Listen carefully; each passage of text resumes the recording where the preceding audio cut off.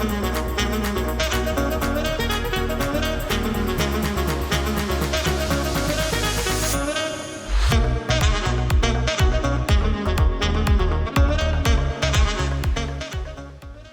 back to the show. Our next guest is professional boxer and Atlantic City's own Justin "Time" Figueroa. Justin, welcome to the show, my man. Thank you for having me, Mike. Listen, Phil, so we're going to talk a little boxing and about your love for combat sports and whatnot, but let the viewers know a little bit about yourself, please.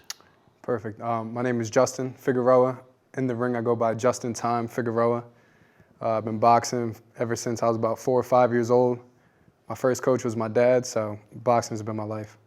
Grew up in Atlantic City. I've boxed all over the East Coast, here in Atlantic City, New Jersey, Philadelphia, Florida, everywhere since a young age. So I've been boxing my whole life. I enjoy boxing. Boxing is my passion. And now I'm a professional boxer, 1-0 and 1 knockout, and looking to go 2-0 on November 12th. That's what's up. Listen, that's the only where you got to start. That's as best as you can be at that point, right? And you know, you talked a little bit about being a young man or a young guy. There's a picture that we're going to be throwing up there too. Tell us a little bit. There's that 5-year-old with those boxing gloves on. About that picture? Yeah. So that picture, when they pull it up there, when the audience or whoever's watching can see it, me and my dad took me to my first professional boxing show at the time. And like I said, I'm around 5 years old at that time. And while we're in the crowd, we're barely even watching the fight. My dad has me hitting the pads the whole time, just showing off, boom, boom, boom, boom, boom, boom, hitting combinations in front of everybody. And we're kind of stealing the show from the fight.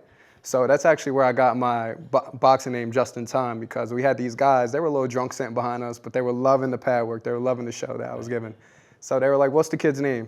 And my dad said, "Justin." And they were like, "Justin Time." Wow. Justin Time. And that stuck ever since. But my dad, since we were putting on the show and we were stealing the show, my dad snuck me up to the ring, and we had got inside the ring and started doing the show inside the ring, but we got in trouble because that wasn't supposed to happen. So the commission had told us to get out, and the picture of me is on the way out. So we'll be seeing that once the interview. I guess Larry Hazard had to hop up to the apron and bring you down. Yeah. Listen, man, that's beautiful. And again, with boxing, we're going to have you back on the show for future shows or whatnot, because there's so much when it comes to boxing in Atlantic City. I know as a young man, going to see Tyson and Michael Spinks, 91 seconds, or Toro Gotti and whatnot, but the history that Atlantic City has. And you and Rising Star and Ray McCline with the Atlantic City Boxing Hall of Fame, and my buddy in Philly, Hard Hitting Promotions, you guys are doing a great thing when you're bringing the cards back to Atlantic City. And I think a lot of folks get a little bent out of shape. Oh, well, boxing left and this, well, you know, kind of left and whatnot. But I think MMA and that sort of thing kind of stole a little bit. And then with the city, a couple casinos closing, or more than a couple. But bringing it back to that restorative narrative, which I like to use, it's coming back, man. I was at the show. You know, talk to us a little bit. You have a wrestling background, combat. I have one in myself too. One of the most disciplined sports besides boxing. It teaches you, it's you and him. You know, you got your team, you got your trainers, you got your family and whatnot, but how that benefited you in the ring. Definitely. Wrestling in high school. Actually, I've been wrestling since about 6th grade. I started wrestling at the Mainland Junior Wrestling Team. That's when I first started, and it's pretty much the same thing as boxing, like you were saying. The one-on-one type of thing is nothing like it. So when I got into high school, I had a little bit of experience already that I brought with me to the high school level. I did well. I think every season I averaged about like maybe 20 wins, maybe 10 losses, but solid. Good enough to get my team to win and get points on contests and stuff like that. So how it helped me transfer into the ring is just being aggressive and kind of hitting like duck unders and knowing how to maneuver, feeling my opponent's weight pushing against me, or if I need to grab and spin him around. So it definitely helped me a lot. But boxing also transferred into the wrestling with me also, because I would bounce around like I was boxing while I was wrestling, and it helped me. I guess the footwork helped me be able to shoot in real fast and get those takedowns. So wrestling and boxing definitely went hand in hand.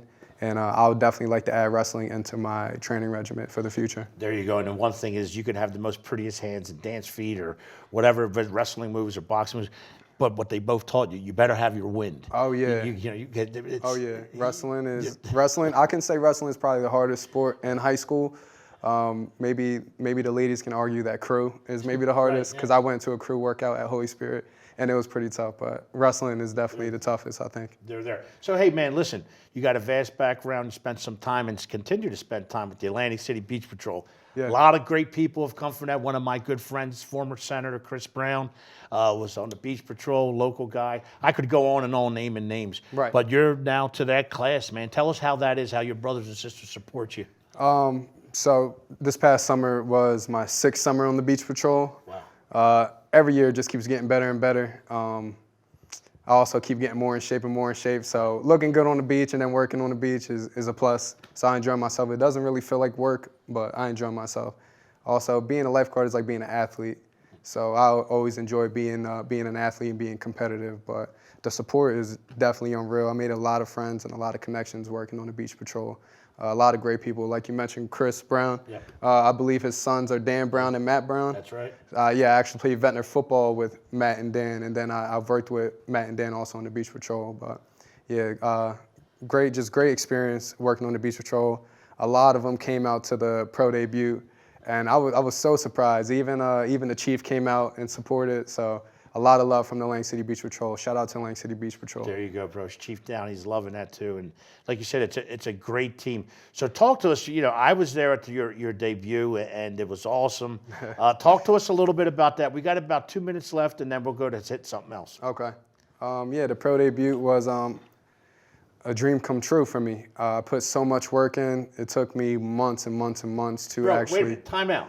At Boardwalk Hall. Right, at Boardwalk Hall. Go ahead. I had to pump the brakes. So yeah, it took me months and months and months to actually get in that ring and fight my first professional fight because I wanted to get things right outside of the ring, AKA the business side of boxing. Right. So I picked up on a great manager, Jolene Mazzone, with my company that I represent, Fighters First Management. Great management team. And then I started working with Cornflake and Rising Star Promotions, which they threw a phenomenal show. And all the hard work that I put in just showed the night of the fight. And like I said, it was a dream come true. It was awesome, Justin. Listen, you made us all proud, whether they knew you or didn't know you. You know, you represented Atlantic City.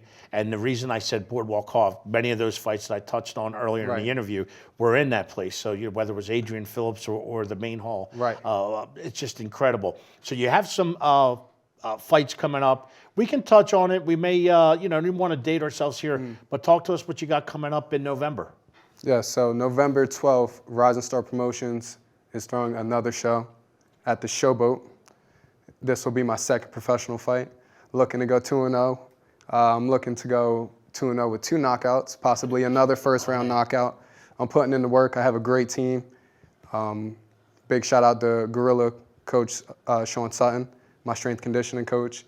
Shout out to John Gibbs, a.k.a. Coach String, my boxing coach, and Coach Arnold Robbins. So I have a great team. I say it's the dream team, and we're just putting in the work every day. I think I'm many levels above my competition right now, so that's why I say I should be seeking another first-round knockout. There you go, folks. Listen, we were talking to Justin in time. Figueroa going to have a fight in November. We're going to keep continuing with following his career.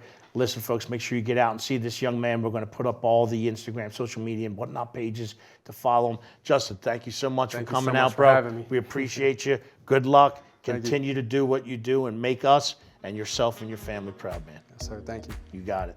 Folks, we'll be right back.